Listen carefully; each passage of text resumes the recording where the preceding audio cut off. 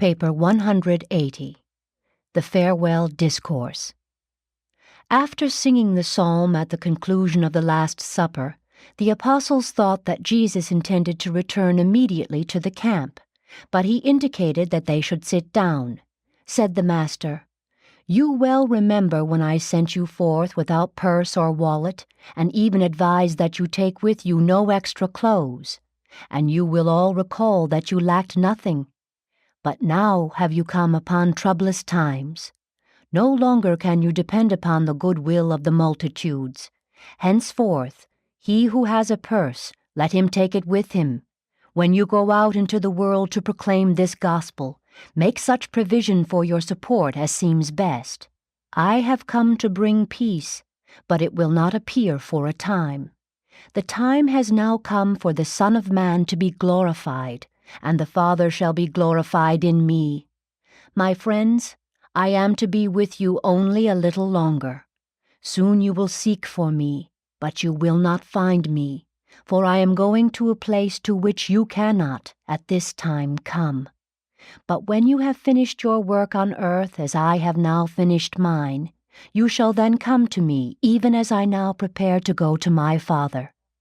In just a short time I am going to leave you.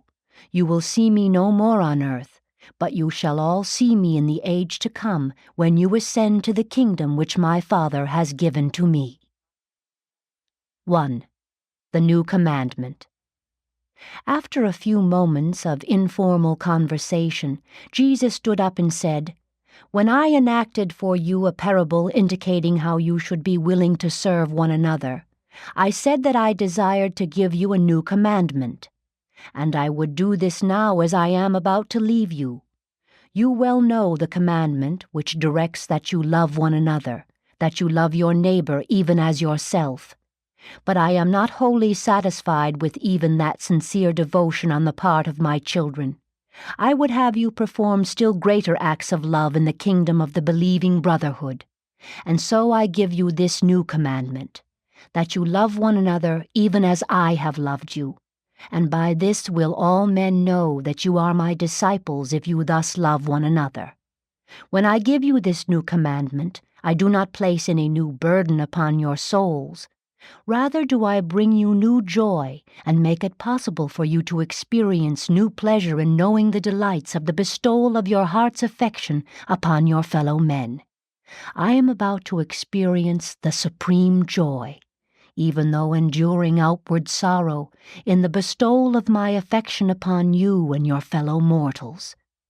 When I invite you to love one another, even as I have loved you, I hold up before you the supreme measure of true affection, for greater love can no man have than this, that he will lay down his life for his friends. And you are my friends. You will continue to be my friends if you are but willing to do what I have taught you. You have called me Master, but I do not call you servants. If you will only love one another as I am loving you, you shall be my friends, and I will ever speak to you of that which the Father reveals to me. You have not merely chosen me, but I have also chosen you, and I have ordained you to go forth into the world to yield the fruit of loving service to your fellows, even as I have lived among you and revealed the Father to you. The Father and I will both work with you, and you shall experience the divine fullness of joy if you will only obey my command to love one another, even as I have loved you. If you would share the Master's joy, you must share his love, and to share his love means that you have shared his service. Such an experience of love does not deliver you from the difficulties of this world. It does not create a new world, but it most certainly does make the old world new. Keep in mind, it is loyalty, not sacrifice, that Jesus demands. The consciousness of sacrifice implies the absence of that wholehearted affection which would have made such a loving service a supreme joy. The idea of duty signifies that you are servant-minded and hence are missing the mighty thrill of doing your service as a friend and for a friend. The impulse of friendship transcends all convictions of duty. and the service of a friend for a friend can never be called a sacrifice. The Master has taught the apostles that they are the sons of God. He has called them brethren, and now, before he leaves, he calls them his friends. 2. The vine and the branches. Then Jesus stood up again and continued teaching his apostles, I am the true vine, and my Father is the husbandman. I am the vine, and you are the branches. And the Father requires of me only that you shall bear much fruit. The vine is pruned only to increase the fruitfulness of its branches. Every branch coming out of me which bears no fruit, the Father will take away. Every branch which bears fruit, the Father will cleanse that it may bear more fruit. Already are you clean through the word I have spoken, but you must continue to be clean. You must abide in me, and I in you. The branch will die if it is separated from the vine. As the branch cannot bear fruit except it abides in the vine, so neither can you yield the fruits of loving service except you abide in me. Remember, I am the real vine, and you are the living branches.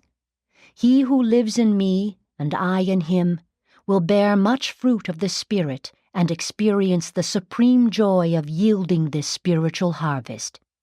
If you will maintain this living spiritual connection with me, you will bear abundant fruit. If you abide in me and my words live in you, you will be able to commune freely with me, and then can my living Spirit so infuse you that you may ask whatsoever my Spirit wills, and do all this with the assurance that the Father will grant us our petition. Herein is the Father glorified, that the vine has many living branches, and that every branch bears much fruit. And when the world sees these fruit-bearing branches, my friends who love one another, even as I have loved them, all men will know that you are truly my disciples. As the Father has loved me, so have I loved you. Live in my love, even as I live in the Father's love. If you do as I have taught you, you shall abide in my love, even as I have kept the Father's word, and evermore abide in his love. The Jews had long taught that the Messiah would be a stem arising out of the vine of David's ancestors, and in commemoration of this olden teaching, a large emblem of the grape and its attached vine decorated the entrance to Herod's temple. The apostles all recalled these things while the Master talked to them this night in the upper chamber. But great sorrow later attended the misinterpretation of the Master's inferences regarding prayer. There would have been little difficulty about these teachings if his exact words had been remembered and subsequently truthfully recorded. But as the record was made, believers eventually regarded prayer in Jesus' name as a sort of supreme magic, thinking that they would receive from the Father anything they asked for. For centuries, honest souls have continued to wreck their faith against this stumbling block. How long will it take the world of believers to understand that prayer is not a process of getting your way, but rather a program of taking God's way, an experience of learning how to recognize and execute the Father's will? It is entirely true that, when your will has been truly aligned with His, you can ask anything conceived by that will union, and it will be granted. And such a will union is effected by and through Jesus, even as the life of the vine flows into and through the living branches. When there exists this living connection between divinity and humanity, if humanity should thoughtlessly and ignorantly pray for selfish ease and vainglorious accomplishments, there could be only one divine answer: more and increased bearing of the fruits of the Spirit on the stems of the living branches.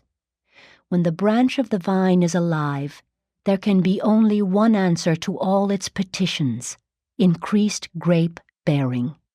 In fact, The branch exists only for, and can do nothing except, fruit-bearing, yielding grapes.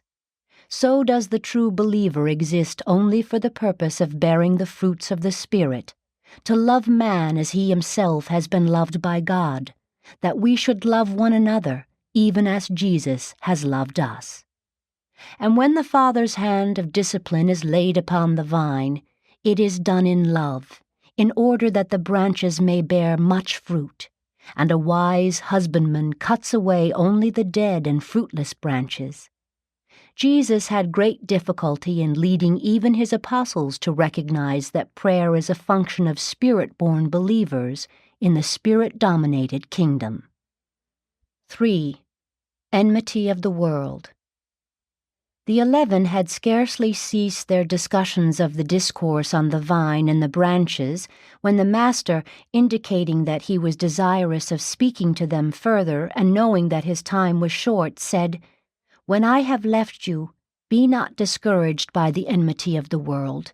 Be not downcast even when faint-hearted believers turn against you and join hands with the enemies of the kingdom. If the world shall hate you, you should recall that it hated me even before it hated you. If you were of this world, then would the world love its own. But because you are not, the world refuses to love you.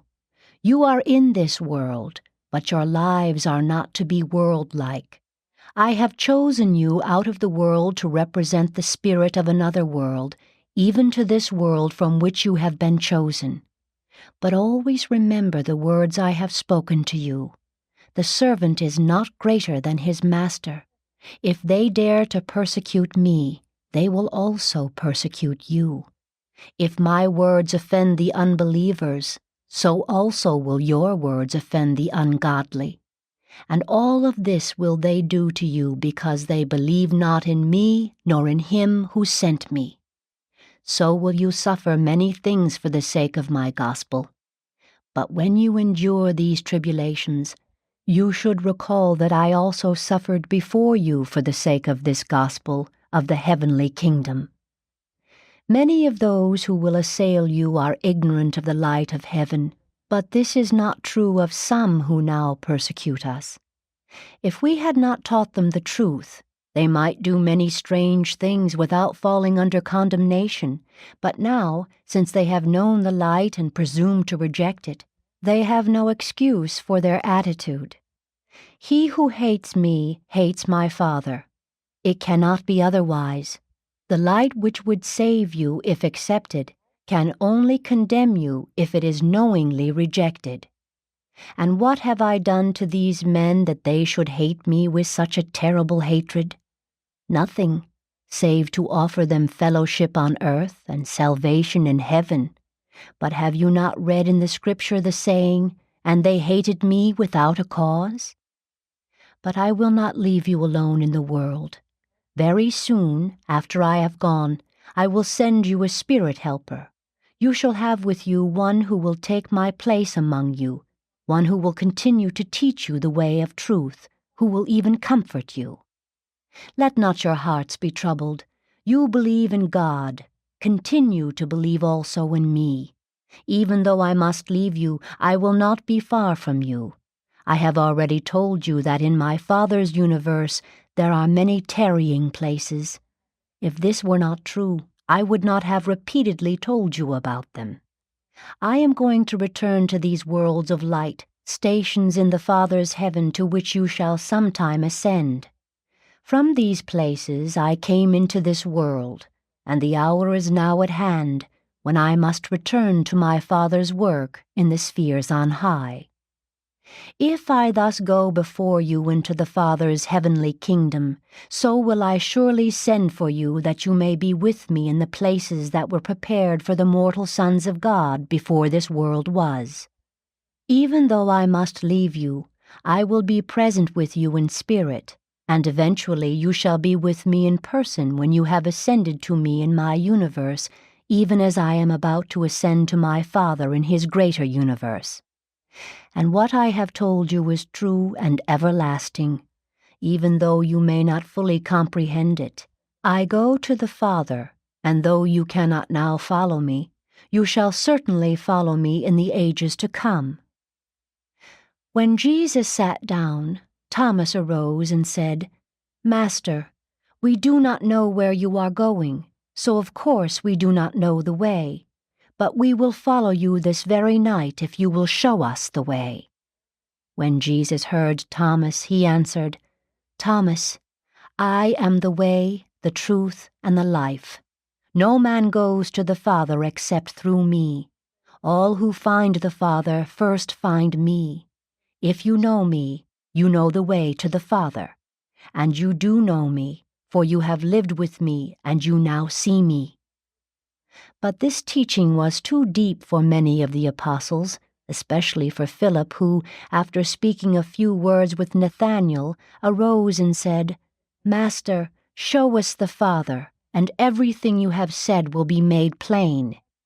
And when Philip had spoken, Jesus said, "Philip, have I been so long with you, and yet you do not even now know me? Again do I declare, he who has seen me has seen the Father. How can you then say, 'Show us the Father'? Do you not believe that I am in the Father and the Father in me? Have I not taught you that the words which I speak are not my words, but the words of the Father? I speak for the Father and not of myself. I am in this world to do the Father's will, and that I have done. My Father abides in me and works through me. Believe me when I say that the Father is in me, and that I am in the Father. Or else believe me for the sake of the very life I have lived, for the work's sake." As the Master went aside to refresh himself with water, the 11 engaged in a spirited discussion of these teachings, and Peter was beginning to deliver himself of an extended speech when Jesus returned and beckoned them to be seated. 4. The Promised Helper. Jesus continued to teach, saying, "When I have gone to the Father, and after he has fully accepted the work I have done for you on earth, and after I have received the final sovereignty of my own domain, I shall say to my Father, 'Having left my children alone on earth, it is in accordance with my promise to send them another teacher. And when the Father shall approve, I will pour out the Spirit of truth upon all flesh. Already is my Father's Spirit in your hearts. And when this day shall come, you will also have me with you, even as you now have the Father.' This new gift is the Spirit of living truth. The unbelievers will not at first listen to the teachings of this Spirit, but the sons of light will all receive him gladly and with a whole heart. And you shall know this Spirit when he comes, even as you have known me, and you will receive this gift in your hearts, and he will abide with you. You thus perceive that I am not going to leave you without help and guidance. I will not leave you desolate. Today I can be with you only in person. In the times to come, I will be with you and all other men who desire my presence, wherever you may be, and with each of you at the same time. Do you not discern that it is better for me to go away, that I leave you in the flesh, so that I may the better and the more fully be with you in the Spirit?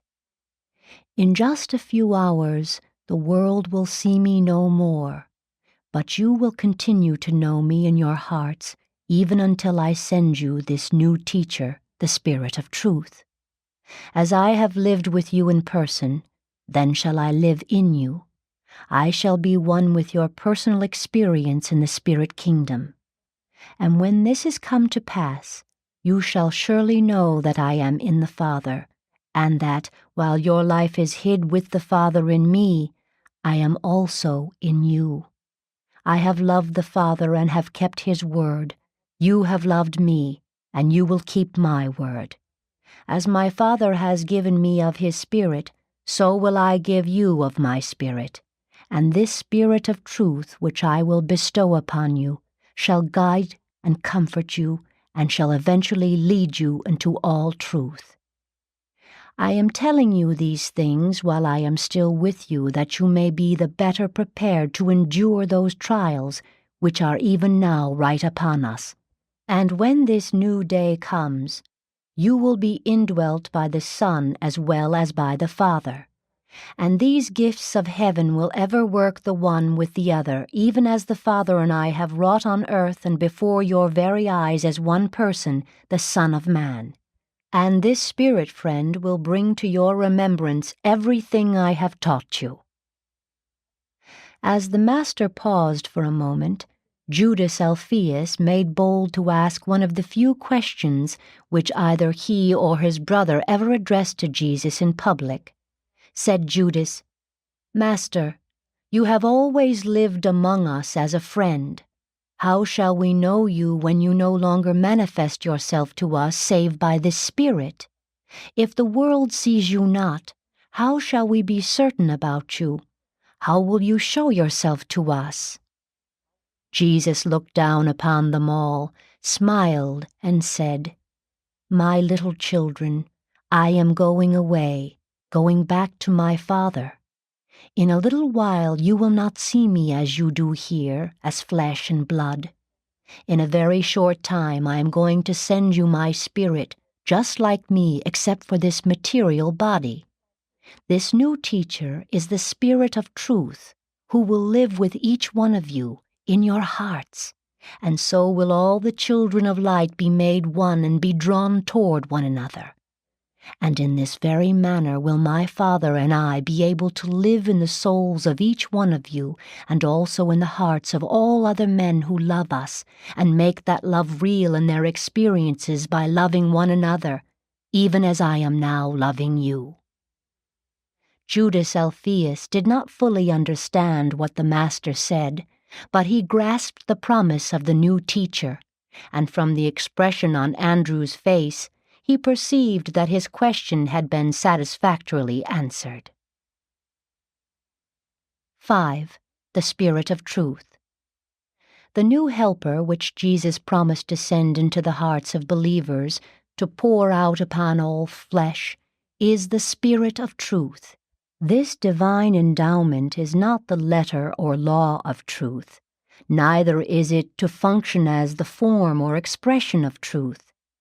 The new teacher is the conviction of truth, the consciousness and assurance of true meanings on real spirit levels. And this new teacher is the spirit of living and growing truth, expanding, unfolding, and adaptative truth. Divine truth is a spirit-discerned and living reality. Truth exists only on high spiritual levels of the realization of divinity and the consciousness of communion with God. You can know the truth, and you can live the truth. You can experience the growth of truth in the soul and enjoy the liberty of its enlightenment in the mind. But you cannot imprison truth in formulas, codes, creeds, or intellectual patterns of human conduct. When you undertake the human formulation of divine truth, it speedily dies. The post-mortem salvage of imprisoned truth, even at best, can eventuate only in the realization of a peculiar form of intellectualized, glorified wisdom. Static truth is dead truth, and only dead truth can be held as a theory. Living truth is dynamic and can enjoy only an experiential existence in the human mind. Intelligence grows out of a material existence which is illuminated by the presence of the cosmic mind. Wisdom comprises the consciousness of knowledge elevated to new levels of meaning and activated by the presence of the universe endowment of the adjutant of wisdom. Truth is a spiritual reality value, experienced only by spirit-endowed beings who function upon supermaterial levels of universe consciousness, and who, after the realization of truth, permit its spirit of activation to live and reign within their souls. The true child of universe insight looks for the living spirit of truth in every wise saying. The God-knowing individual is constantly elevating wisdom to the living truth levels of divine attainment. The spiritually unprogressive soul is all the while dragging the living truth down to the dead levels of wisdom and to the domain of mere exalted knowledge. The golden rule, when divested of the superhuman insight of the spirit of truth, becomes nothing more than a rule of high ethical conduct. The golden rule, when literally interpreted, may become the instrument of great offense to one's fellows. Without a spiritual discernment of the golden rule of wisdom, you might reason that, since you are desirous that all men speak the full and frank truth of their minds to you, you should therefore fully and frankly speak the full thought of your mind to your fellow beings. Such an unspiritual interpretation of the golden rule might result in untold unhappiness and no end of sorrow. Some persons discern and interpret the golden rule as a purely intellectual affirmation of human fraternity. Others experience this expression of human relationship as an emotional gratification of the tender feelings of the human personality. Another mortal recognizes this same golden rule as the yardstick for measuring all social relations, the standard of social conduct. Still others look upon it as being the positive injunction of a great moral teacher, who embodied in this statement the highest concept of moral obligation as regards all fraternal relationships. In the lives of such moral beings, the golden rule becomes the wise center and circumference of all their philosophy. In the kingdom of the believing brotherhood of God-knowing truth-lovers, this golden rule takes on living qualities of spiritual realization on those higher levels of interpretation which cause the mortal sons of God to view this injunction of the Master as requiring them so to relate themselves to their fellows that they will receive the highest possible good as a result of the believer's contact with them. This is the essence of true religion, that you love your neighbor as yourself. But the highest realization and the truest interpretation of the golden rule consists in the consciousness of the spirit of the truth of the enduring and living reality of such a divine declaration.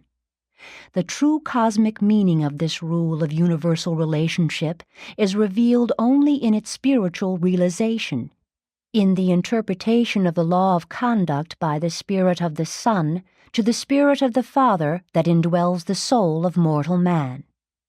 And when such spirit-led mortals realize the true meaning of this golden rule, they are filled to overflowing with the assurance of citizenship in a friendly universe, and their ideals of spirit reality are satisfied only when they love their fellows as Jesus loved us all, and that is the reality of the realization of the love of God.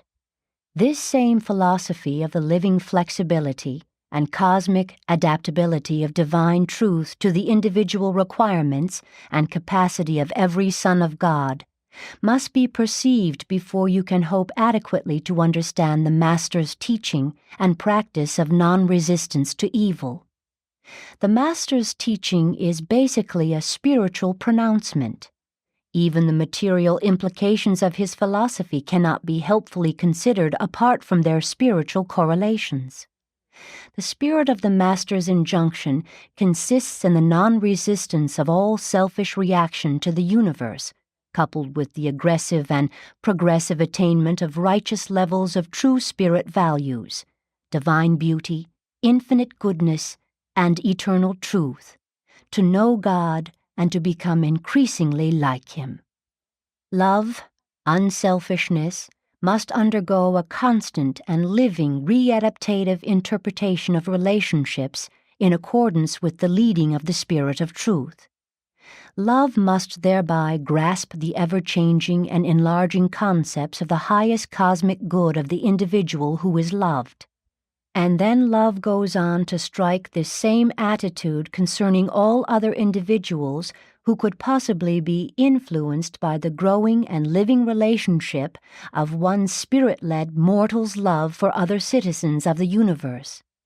And this entire living adaptation of love must be effected in the light of both the environment of present evil and the eternal goal of the perfection of divine destiny. And so must we clearly recognize that neither the Golden Rule nor the teaching of non-resistance can ever be properly understood as dogmas or precepts. They can only be comprehended by living them, by realizing their meanings in the living interpretation of the Spirit of Truth, who directs the loving contact of one human being with another. And all this clearly indicates the difference between the old religion and the new. The old religion taught self-sacrifice. The new religion teaches only self-forgetfulness, enhanced self-realization in conjoined social service and universe comprehension.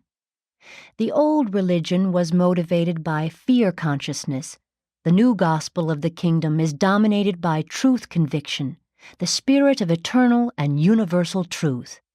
And no amount of piety or creedal loyalty can compensate for the absence in the life experience of kingdom believers of that spontaneous, generous, and sincere friendliness which characterizes the spirit-born sons of the living God. Neither tradition nor a ceremonial system of formal worship can atone for the lack of genuine compassion for one's fellows. 6. The necessity for leaving. After Peter, James, John, and Matthew had asked the Master numerous questions, he continued his farewell discourse by saying, "And I am telling you about all this before I leave you, in order that you may be so prepared for what is coming upon you that you will not stumble into serious error. The authorities will not be content with merely putting you out of the synagogues. I warn you, the hour draws near when they who kill you will think they are doing a service to God.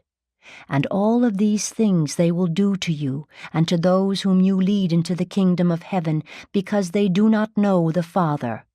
They have refused to know the Father by refusing to receive me. And they refuse to receive me when they reject you, provided you have kept my new commandment that you love one another even as I have loved you. I am telling you in advance about these things so that, when your hour comes, as mine now has, you may be strengthened in the knowledge that all was known to me, and that my Spirit shall be with you in all your sufferings for my sake and the Gospel's. It was for this purpose that I have been talking so plainly to you from the very beginning. I have even warned you that a man's foes may be those of his own household. Although this gospel of the kingdom never fails to bring great peace to the soul of the individual believer, it will not bring peace on earth until man is willing to believe my teaching wholeheartedly and to establish the practice of doing the Father's will as the chief purpose in living the mortal life. Now that I am leaving you, seeing that the hour has come when I am about to go to the Father, I am surprised that none of you have asked me, "Why do you leave us?" Nevertheless, I know that you ask such questions in your hearts. I will speak to you plainly, as one friend to another. It is really profitable for you that I go away. If I go not away, the new teacher cannot come into your hearts. I must be divested of this mortal body and be restored to my place on high before I can send this spirit teacher to live in your souls and lead your spirits into the truth. And when my Spirit comes to indwell you, he will illuminate the difference between sin and righteousness and will enable you to judge wisely in your hearts concerning them. I have yet much to say to you, but you cannot stand any more just now, albeit when he, the Spirit of truth, comes, he shall eventually guide you into all truth as you pass through the many abodes in my Father's universe. This Spirit will not speak of himself, but he will declare to you that which the Father has revealed to the Son, and he will even show you things to come. He will glorify me even as I have glorified my Father. This Spirit comes forth from me and he will reveal my truth to you. Everything which the Father has in this domain is now mine. Wherefore did I say that this new teacher would take of that which is mine and reveal it to you? In just a little while I will leave you for a short time. Afterward, when you again see me, I shall already be on my way to the Father, so that even then you will not see me for long." While he paused for a moment, the apostles began to talk with each other. What is this that he tells us? In just a little while I will leave you, and when you see me again it will not be for long, for I will be on my way to the Father. What can he mean by this little while and not for long? We cannot understand what he is telling us. And since Jesus knew they asked these questions, he said, "Do you inquire among yourselves about what I meant when I said that in a little while I would not be with you, and that when you would see me again, I would be on my way to the Father? I have plainly told you that the Son of Man must die, but that he will rise again. Can you not then discern the meaning of my words? You will first be made sorrowful, but later on will you rejoice with many who will understand these things after they have come to pass. A woman is indeed sorrowful in the hour of her travail, but when she is once delivered of her child, she immediately forgets her anguish in the joy of the knowledge that a man has been born into the world. And so are you about to sorrow over my departure, but I will soon see you again, and then will your sorrow be turned into rejoicing, and there shall come to you a new revelation of the salvation of God, which no man can ever take away from you. And all the worlds will be blessed in this same revelation of life, in effecting the overthrow of death.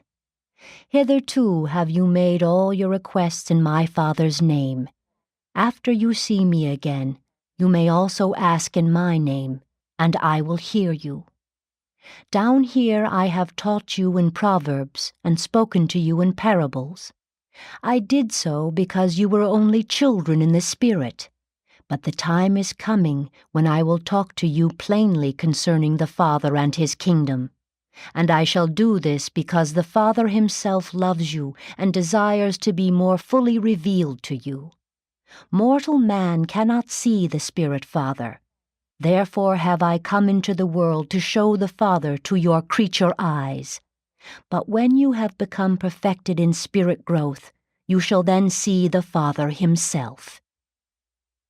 When the 11 had heard him speak, they said to each other, "Behold, he does speak plainly to us. Surely the Master did come forth from God, but why does he say he must return to the Father?" And Jesus saw that they did not even yet comprehend him. These 11 men could not get away from their long-nourished ideas of the Jewish concept of the Messiah. The more fully they believed in Jesus as the Messiah, the more troublesome became these deep-rooted notions regarding the glorious material triumph of the kingdom on earth.